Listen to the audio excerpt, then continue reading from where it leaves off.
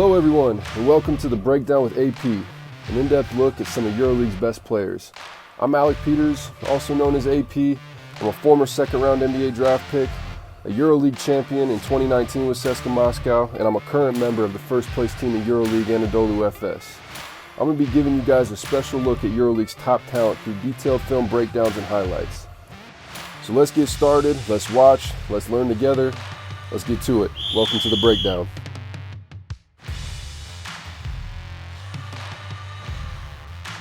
This episode, we are taking a look at former Alfonso Ford Top Scorer Award winner and current CSKA Moscow guard Mike James. Mike, an all-EuroLeague second-team member in 2018-2019, is one of the most exciting scorers and playmakers in recent history of EuroLeague basketball. Averages of 21 points, 5 assists this past season, and 20.6 assists the year before show that Mike is an elite guard at creating points for his team with his scoring and his passing. The focus of this breakdown is going to be on Mike's passing ability, which I think he doesn't get enough credit for. Everyone sees the shot making and his athleticism at the rim, but not many see why Mike has been one of the best passers in EuroLeague the past 2 seasons. So let's get into it. This first clip here, we're going to get Mike into an ISO situation with the four-man of Bayern Munich after a switch pick and roll. And as I let it play all the way through one time before we go back and break it down, you're going to see here that Mike is going to get the matchup that he wants, isolate, do a good job driving into the paint, and we're going to see a little backside action here by Hines. Mike's going to make the right play for the kick out to an open corner shot. As we see it here, open shot, knockdown. Let's go back and look at it in detail. Primary ball handler is Mike in this situation as he's going to work it up the court here.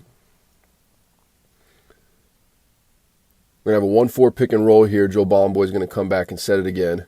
Now with the switch, Mike has the man he wants and he has the isolation game that he wants. As he gets into his move here, you're going to see Hines on the left block area is going to set a flare screen back screen on the Bayern Munich defender to free up Nikita Kurbanov over there for the left corner 3-point shot. So as Mike gets into the paint and he draws that defender, Kyle does a great job, as you see right there, getting a piece of him, setting that big, strong screen. Leaves a man wide open in the corner. I want to see it one more time, all the way through. And this is by design here. Coach Atutis does a great job of, even when there's an isolation happening, he wants movement, he wants screening, so the defense is always on their toes. Here we go, Mike in an isolation situation. Makes his move, and instead of scoring, makes the right play, open kick out, on target pass for the 3. Second clip, Mike's going to be in another ISO situation here. I'm going to let it run through while I talk a little bit. He's going to get the ball up the court. Red Star is going to be mismatched right here. As you can see, James Gist is guarding Mike. We're going to get another switched pick and roll, and Mike now has the isolation he wants. You're going to see as it progresses here. A lot of good stuff happening. Let's go back and see it full speed and break it down. As Mike brings it up the court here, as I said before, right now, as I pause it, you can see Red Star is in a mismatch situation. James Gist, who's known for being a really good defender for a big man, is on Mike right now, the primary ball handler. Now Mike is calling for the screen, as you saw right there, because he wants the mismatch that he wants for him to isolate. Now I think a lot of times everybody assumes Mike is always looking to score in his ISO possessions, but if you go back and really watch him, he makes the right play majority of the time, and you're going to see it here. As he gets into his isolation game, he drives, makes his move.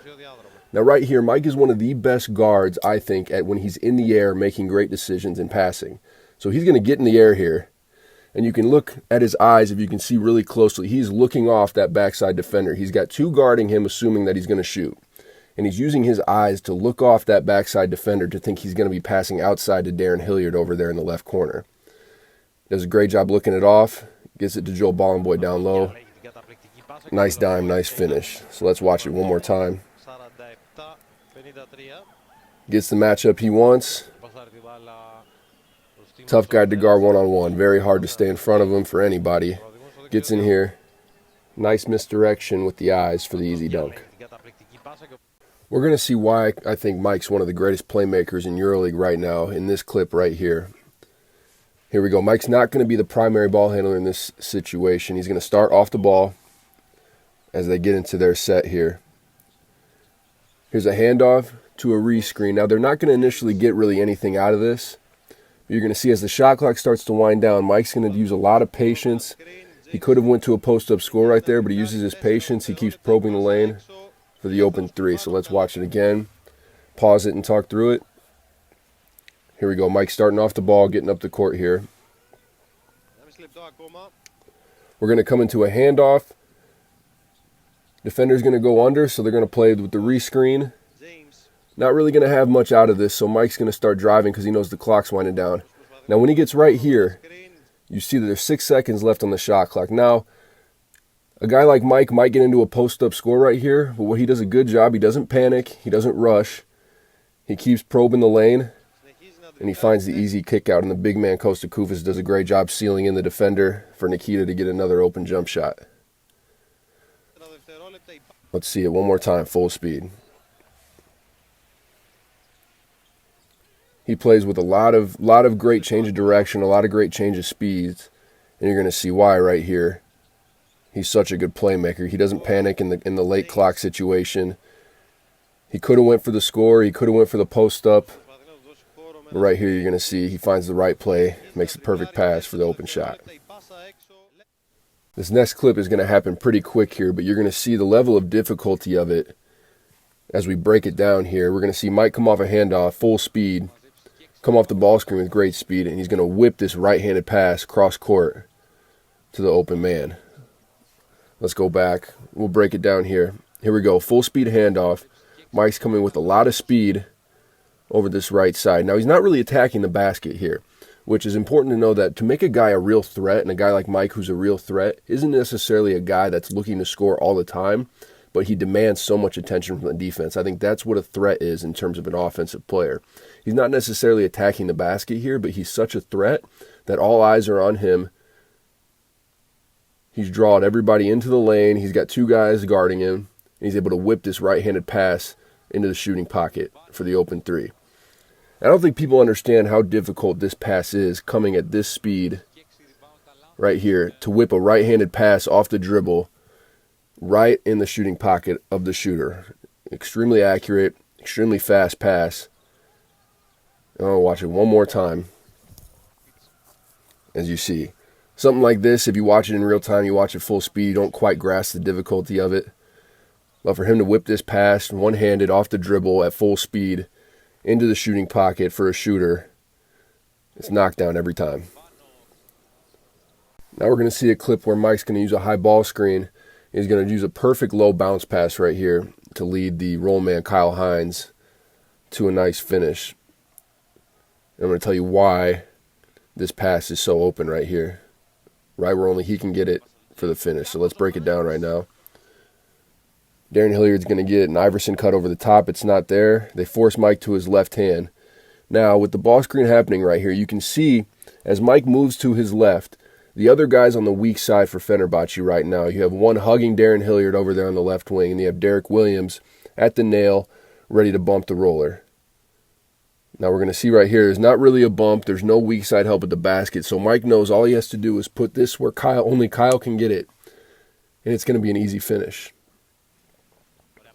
Let's watch it one more time. Nothing initially. Ball screen. Empty lane. All the room in the world for Mike to put a pass where only Kyle can get it. Nobody's there to recover. Nobody's there to help. Kyle with the nice finish. A lot of good stuff is going to happen in this next clip here as I let it play. Mike's going to get the ball in the middle of the floor for a high pick and roll situation again. And you're going to see kind of a miscommunication on St. Petersburg's part, but at the same time, Mike's going to find and fit a great bounce pass to the middle of the paint for the big man down low. We're going to see it one time, and then I'm going to show you all the things I like about it. Great low pass. So let's start it over here. As we get into it, we're going to get it up the court. Mike's going to get the ball back near half court, and everybody else is going to kind of space out. So right here, we have a situation now where all the other players in red are going to get into their spacing positions. Now, one of the things you're going to see, Darren Hilliard is under the rim right now for CSKA. And I think what makes this play work so well is the timing of his spacing. He chooses to space to the right corner right now, right after the ball screen happens, and taking the defender with him, taking the eyes kind of off the play. Now, the big man for St. Petersburg showing out on the ball screen, Gustavo Ion, does a great job of stopping Mike's attack, as you see Kyle kind of float towards the basket right now. But right now there's a little bit of a miscommunication, and Mike's going to recognize this with his eyes. He's now looking towards the right side where you have Andrei Vorontsevich on the wing and Darren Hilliard spaced to the corner. Now the miscommunication by St. Petersburg allows for this wide open pass that he's going to whip in there with his right hand again, low bounce pass. And as Darren Hilliard took his defender with him, it brought him out of place to where now Kyle's alone underneath the basket for the finish. Let's watch it one more time. A lot of stuff happening in this play, but a lot of good stuff. Let's see it one more time. Mike's going to get the ball, get everybody set. The timing of the spacing, I think, is super crucial here. Ball screen happens. Spacing happens. Too many defenders looking at Mike, and when he recognizes that, he's one of the best at finding the open pass and finding and making the right play. Now, every episode I've been doing a play or two where it's maybe going to end in a bad result, whether it's a missed shot, a turnover, a broken play, whatever it is, something that we can all learn from aside from just watching the highlights. So right here we're going to see a turnover that happens, and we're going to see what happens, what should have happened, but we're also going to understand why, and I think that's important in watching film, is understanding why. So Mike's going to get in here, get in the air, try and find the inside pass, but it's not there.